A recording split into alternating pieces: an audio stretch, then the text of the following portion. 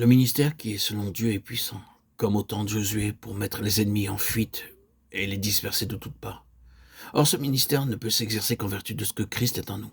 Ah, si nous pouvions seulement restaurer le ministère sur cette base-là. Le ministère qui est d'en haut n'est rien de plus et rien de moins que la révélation de Jésus-Christ dans le cœur de l'enfant de Dieu. Votre ministère sera efficace suivant ce que Christ est pour vous et en vous. Dieu ne peut pas sortir de cette norme. Tout ce que nous croyons pouvoir inclure de plus dans le terme ministère reste en dehors de la puissance de Dieu. Vous pouvez prêcher tous les sermons possibles et imaginables. L'effet produit ne se montrera pas à un iota si votre présence ne révèle pas Christ à votre entourage. La présence de Christ perçue par la conscience des autres en face de l'homme ou de la femme de Dieu, voilà la mesure de notre héritage. Ce ministère-là est ouvert à tous. Nous avons ce ministère et nous avons ce trésor dans des vases de terre. Pourquoi Dieu choisit-il de tels vases? Pourquoi, s'il met la main sur un vase de choix, est-il obligé de l'entreprendre et de le passer au creuset jusqu'à ce qu'il l'ait rendu petit à ses yeux? Paul avait de multiples avantages, mais il en vient pour finir à les regarder tout comme de la boue.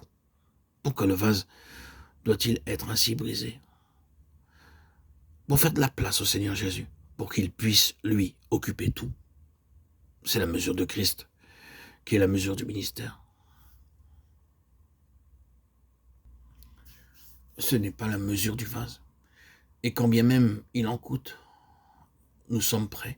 N'est-il pas vrai à être brisé afin que Christ soit manifesté en proportion? Naturellement, quand on entre dans un ministère comme celui-là, il y a certaines choses auxquelles il faut s'attendre. Le diable va concentrer sur nous tout son effort. Nous sommes pressés de toute manière.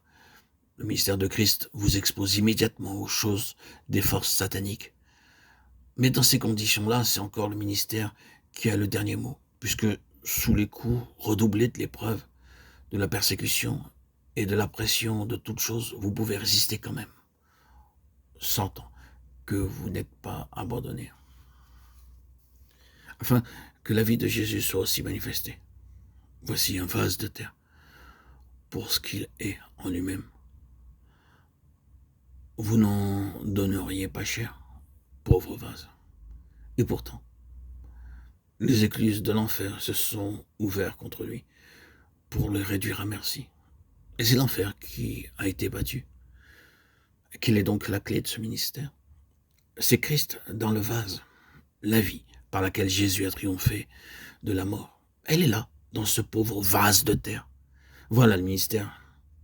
Le Seigneur Jésus, qui a conquis la mort, prouve à l'enfer son impuissance devant un fragile petit vase. Oui, mais il faut pour cela que le Seigneur puisse occuper toute la place dans le cœur et la vie de son enfant. Nous avons ce ministère. Et puisque nous avons ce ministère, nous ne perdons pas courage.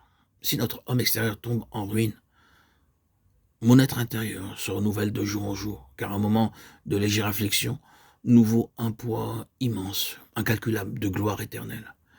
À nous qui ne regardons pas aux choses visibles, mais aux invisibles. Parce que les choses visibles ne durent qu'un temps, les invisibles sont éternels.